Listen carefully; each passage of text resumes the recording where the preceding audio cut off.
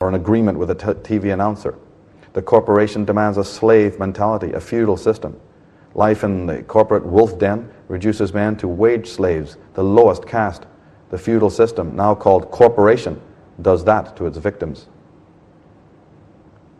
Richard L. Grossman and Ward Moorhouse, the directors of the program on corporations, law and democracy, write that by corporate decree, poverty is up, wages are down, and millions are literally working their way into poverty. Corporate leaders and their shills order Congress, state legislators, and local officials to fire teachers and public health workers. They close schools, libraries, hospitals, and parks, gut health and environmental laws, withhold legal aid and other services to the young people, the poor, the sick, and the elderly. And our politicians hop too. A New York Times headline sums it up. As city and state budgets are cut, millions in tax breaks go to the companies. Richard L. Grossman and Ward Moorhouse go on to say, people work hard to enact election and lobbying reforms which leave corporate claims to free speech unchallenged, permit corporate lobbyists to roam the halls of government and fill our elected officials' pockets with money. Citizen groups hire lawyers to sue regulatory agencies over and over again, but justice is continually mocked by court-sanctioned corporate claims to property rights. Appointed judges keep violating the expressed intentions of laws passed down by a century of citizen organizing. The people invest years of time and effort to get corporate leaders to sign codes of conduct which are purely voluntary, and to gain standing in national and international councils, only to find that corporations have written all the rules. It's an infernal trinity. The corporations creating not human beings, but consumers, with the result is slavery. And it works very easy once you start the process. And if the process dates back to earlier times and has been inching forward slowly, and we find ourselves not able to escape, especially without understanding how the game works. Joel Bakan in the corporation says that democracy is necessarily hierarchical. It requires that the people, through the government they elect, have sovereignty over corporations, not equality with them. If corporations and governments are indeed partners, we should be worried about the state of our democracy, for it means that government has effectively abdicated its sovereignty over the corporation. Now, it should be politics and economy 101 to realize that the word elect there is part of the problem. Oh yes, we can elect in this so-called democracy, but the problem is you cannot select. You can only vote for the Heckle or Jekyll that they put in front of you, whose name you've probably never heard of before, and whose history is purely edited. You're not going to find out. The masses of the world who make the changes and vote, they can elect, but they cannot select. The selection aspect is sequestered from us. Over that, we have almost no power whatsoever. Bakan goes on to say that a century and a half after its birth, the modern business corporation, an artificial person made in the image of a human psychopath, now is seeking to remake real people in its image.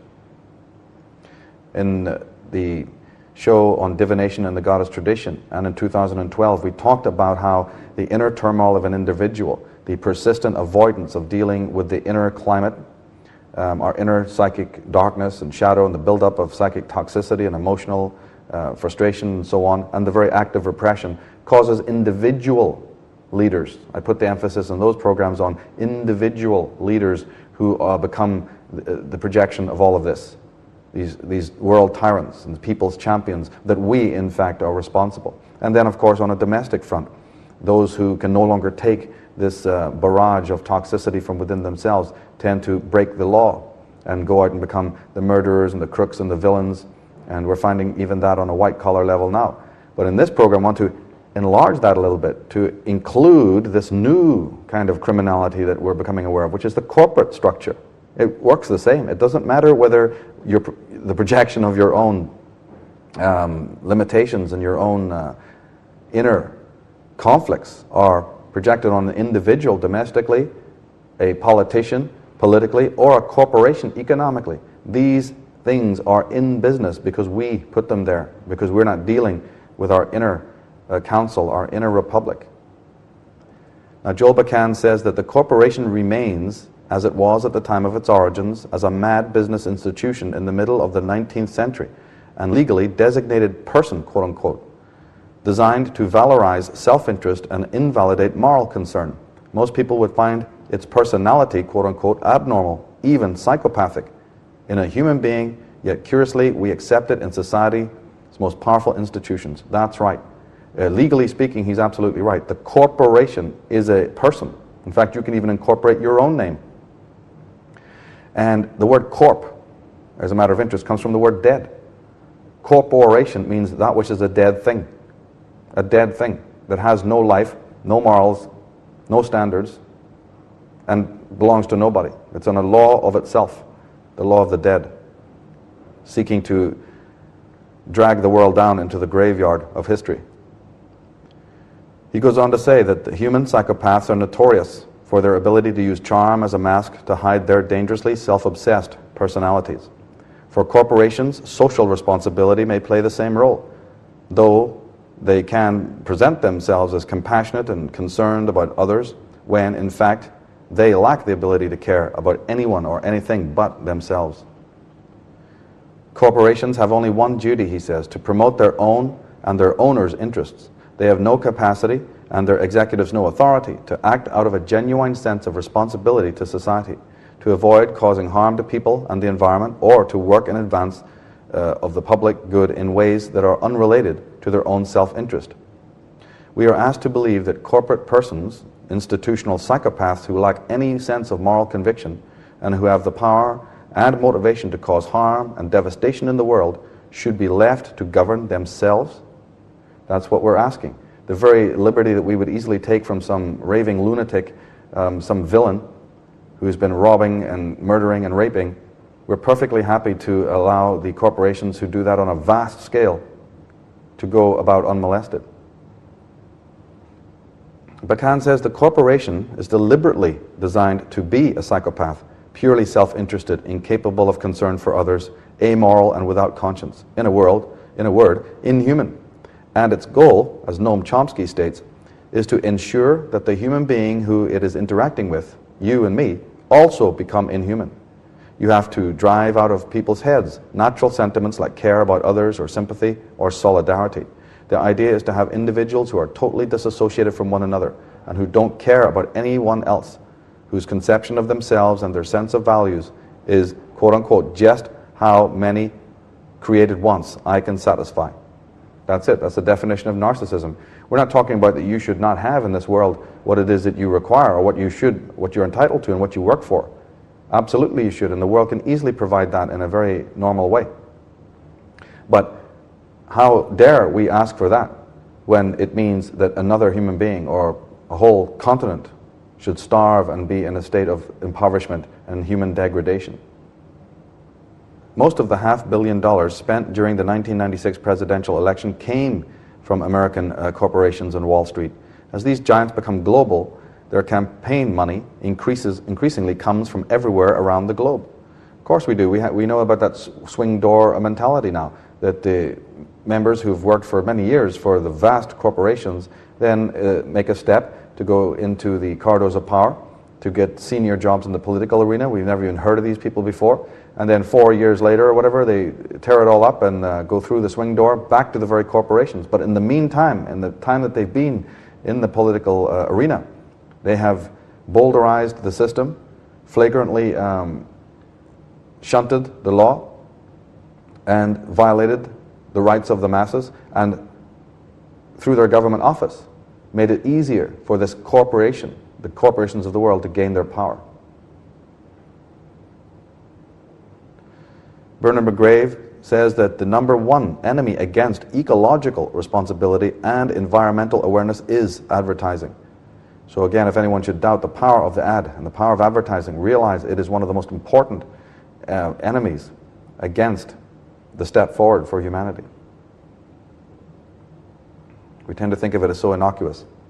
Now, Jean Kilbourne, one of the modern activists, in her book Can't Buy Me Love, she says, in England, the legendary White Cliffs of Dover now serve as the backdrop for a laser-projected Adidas ad. American consumers have recently joined Europeans in being offered free phone calls if they will also listen to commercials. Conversations are interrupted by brief ads tailored to match the age and social profiles of the conversants. And beer companies have experimented with messages posted over urinals, such as "Time for more Coors," or put the used bud here.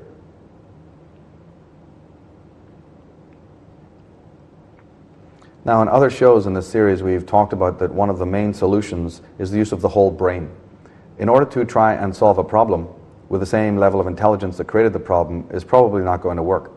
And down on the lower rungs of the pyramid, trying to change this trade agreement and work to expose this particular individual and fight off all of these other types of acts of coercion and violations legally and criminally, that can still go on, but we need an overarching type of understanding of the various ways in which the mind works.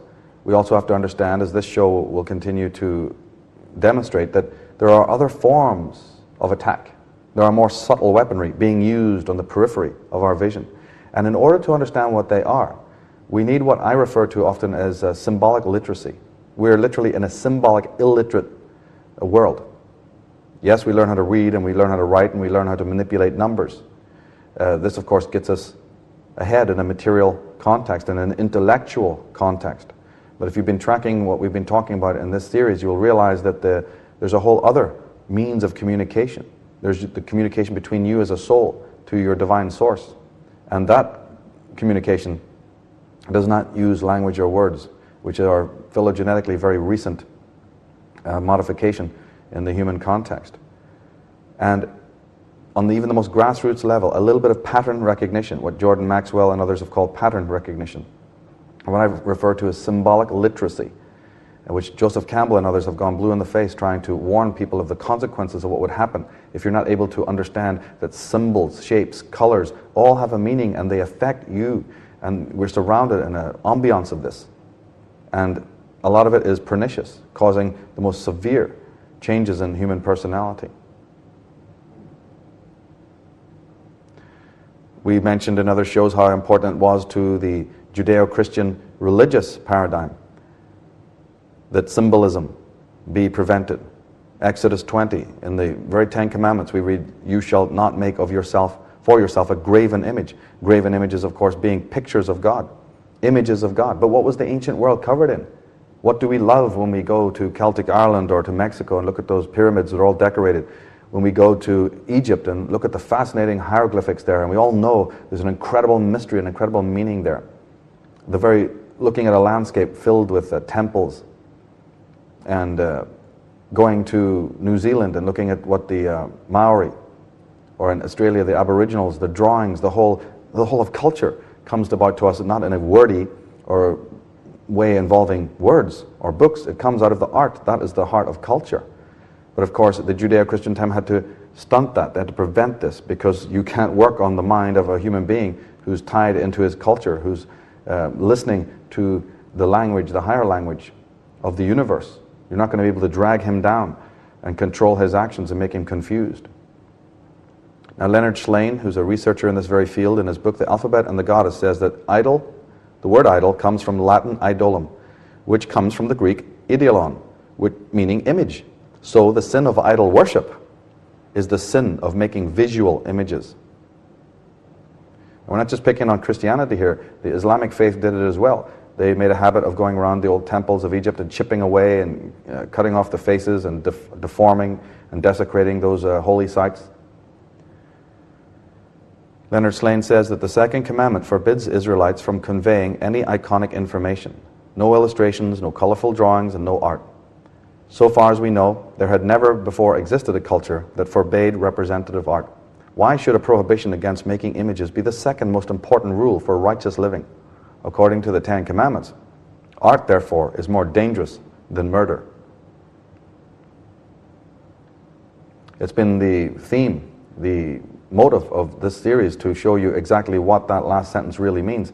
Why art or representation, or why using the whole brain, more specifically, why opening our right brain? Why that's so dangerous to the powers that be? It seems a strange thing to say, but yet it was. There it is. It had to do with the splitting of the mind into parts, into a higher and a lower self, into a rational and an irrational hemispheres. Because, of course, if you can divide the self, if you can divide the person, if you can divide their thinking, so much easier will it be to control them in an external way and move your agenda forward. Matthew 6 talks about the